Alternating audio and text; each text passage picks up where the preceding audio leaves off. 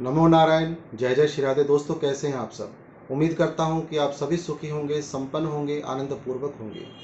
दोस्तों, आज मैं बात करने वाला हूं जेमिनी यानी मिथुन राशि की। मिथुन राशि में देवगुरु बृहस्पति का जो आगे राशि परिवर्तन होने वाला है, उसी की मैं चर्चा करने वाला हूं।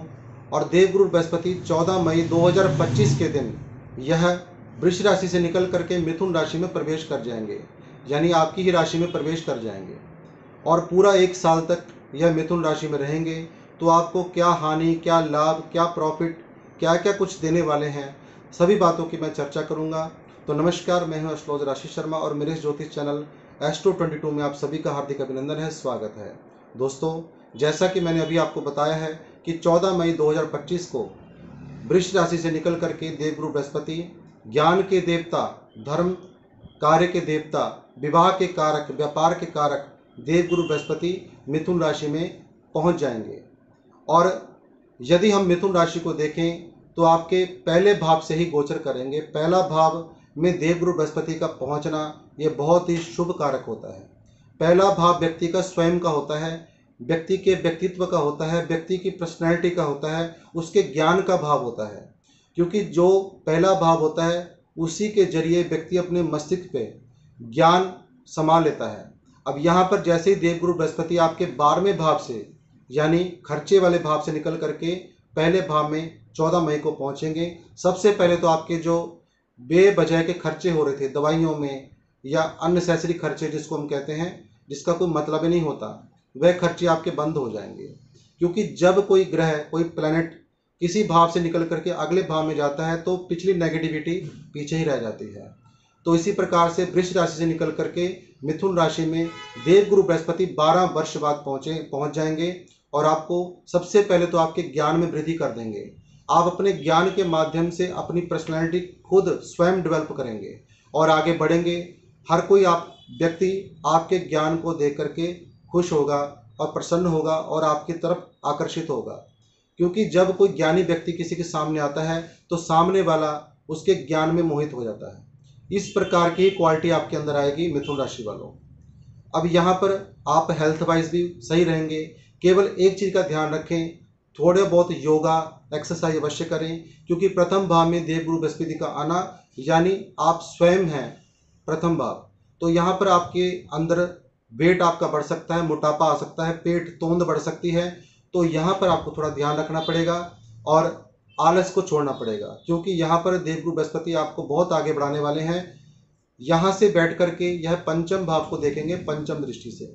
यानी आप कोई संतान कंसीव करना चाहते हैं, यदि कोई महिला है मिथुन राशि वाली कोई संतान कंसीव करना चाहते हैं या अपने बच्चे को आगे शिक्षा के लिए आगे भेजना चाहते हैं, तो बहुत ही उत्तम समय है। 14 मई के बाद आप ये सभी कार्य कर सकते हैं। आपकी संतान ही आपके लिए बहुत ही शुभ कारक होगी और आपका नाम भी रोशन करेगी। यदि वह स्टडी में है, आपकी कोई भी संतान, चाहे लड़की है चाहे आपका लड़का है, पुत्र है पुत्री है, वह आपका नाम रोशन यहाँ पे अवश्य करेंगे। देवगुरु बृहस्पति के प्रथम भाव में पहुँचने से आपके पूर्व जन्म के कर्म भी उदय हो जाएंगे। जो अच्छे कर्म व्यक्ति करता है, धार्मिक कार्य व्यक्ति करता है, क्योंकि पंचम भाव में देवगुरु बृहस्पति की दृष्टि पड़ने से आपके पंचम भाव के यानी पूर्व जन्म के कर्म उदित होंगे और आपको इसका बहुत ही लाभ मिलने वाला है। तो यहाँ पर लव लाइफ में भी बहुत अच्छा समय आपका बीतने वाला है यदि आप मिथुन राशि वाले हैं। क्योंकि पंचम भाव रोमांस का और लव लाइफ का भी होता है। अब सप्तम भाव में देवगुरु बृहस्पति की अगली दृष्टि पड़ेगी यानी सेकंड दृष्टि। जितने भी अनमैरिड मिथुन राशि वाले हैं उनका ये मान के चलें 14 मई के बाद विवाह होना तय है। पूरे 1 वर्ष में आपका चाहे एंगेजमेंट हो चाहे मैरिज हो जाए, ये सब कार्य, अच्छे कार्य, मांगलिक कार्य देवगुरु बृहस्पति की सप्तम दृष्टि करेगी। जिनका विवाह अभी तक नहीं हुआ, रुकावट आ रही थी, कोई ना कोई समस्या आ रही थी, वह दूर अवश्य हो जाएगी। सीधा डायरेक्ट दृष्टि पड़ना लगन से सप्तम भाव में विवाह हो जाना। यदि आपके विवाह दाम्पत्य जीवन में भी कोई समस्या आ रही है उसको भी सॉल्व कर देंगे, यानी वह भी सही हो जाएगी। कोई मिसअंडरस्टैंडिंग चल रही है आपस में, वह भी दूर हो जाएगी। यहाँ पर यदि आप व्यापारी हैं तो व्यापार आपका आसमान को छुएगा, ये मैं गारंटी के साथ कह रहा हूँ। क्योंकि सप्तम भाव व्यापार का विशेष माना जाता है, दाम्पत्य जीवन का माना जाता है, मैरिड लाइफ का माना जाता है। तो यहाँ पर देवगुरु बृहस्पति की दृष्टि आपको हर चीज, हर सुविधा प्रदान करेगी। कुल मिलाकर के सप्तम भाव में दृष्टि जो बृहस्पति की पड़ रही है, यह भी आपके लिए शुभदायक होगी। अंतिम दृष्टि होगी इनकी नवम भाव में, तो लगन से नवम भाव में देखना देवगुरु बृहस्पति का, यानी आपके भाग्य को परिवर्तन कर देना। आपका भाग्य अवश्य बदलेगा जब देवों के मेन गुरु आपके भाग्य स्थान को देखेंगे। आपके पिता के साथ आपके मधुर संबंध होंगे। आपके पिता के द्वारा ही आपको कोई अच्छा प्रॉफिट होने वाला है, यह मैं 100% गारंटी के साथ कह रहा हूँ। यदि आप अपने पिता के कार्य में हैं, पिता के साथ कोई कार्य कर रहे हैं, तो उसमें भी आपको बहुत लाभ होने वाला है। और यहाँ पर आप यदि धार्मिक यात्राएं करेंगे, और करेंगे भी क्योंकि समय आ रहा है 14 मई के बाद देवगुरु आपको धार्मिक यात्राएं धर्म स्थान में अवश्य भेजेंगे।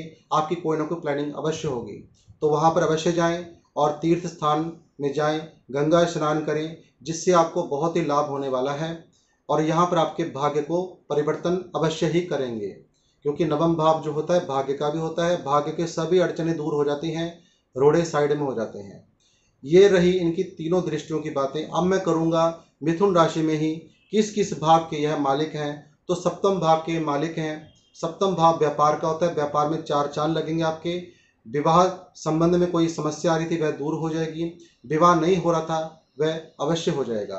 अब दसम भाव में दृष्टि कारण जो है, दसम भाव के यह मालिक होते हैं, दृष्टि नहीं, दसम भाव के मालिक हैं। तो आपके कर्म क्षेत्र में 4 चांद लग जाएंगे। आप कर्म क्षेत्र में ही अपने आगे बढ़ेंगे और अपने ही कर्म क्षेत्र में अपना नाम स्वयं कमा लेंगे, और आपका नाम चारों तरफ आपकी फील्ड में ही गूंजेगा। कुल मिलाकर के देखा जाए तो मिथुन राशि वालों के लिए देवगुरु बृहस्पति का यह 1 वर्ष का गोचर बहुत ही सुंदर होने वाला है। बीच में देवगुरु बृहस्पति अस्त भी होंगे सूर्य के साथ बैठने के कारण 1 महीना लगभग, उसकी मैं चर्चा किसी अन्य वीडियो में करूंगा। और बीच में ही बकरी भी होंगे, यानी रेट्रोग्रेड होंगे, उसकी भी चर्चा मैं अलग से वीडियो बनाकर करूंगा। लेकिन कुल मिलाकर के आपको बहुत कुछ प्रदान करने वाले हैं पूरे 1 वर्ष में मिथुन राशि वालों। तो दोस्तों, यदि आज की यह जानकारी आपको अच्छी लगी हो तो लाइक कर दें, शेयर करें, और नए दर्शक चैनल को सब्सक्राइब जरूर करें।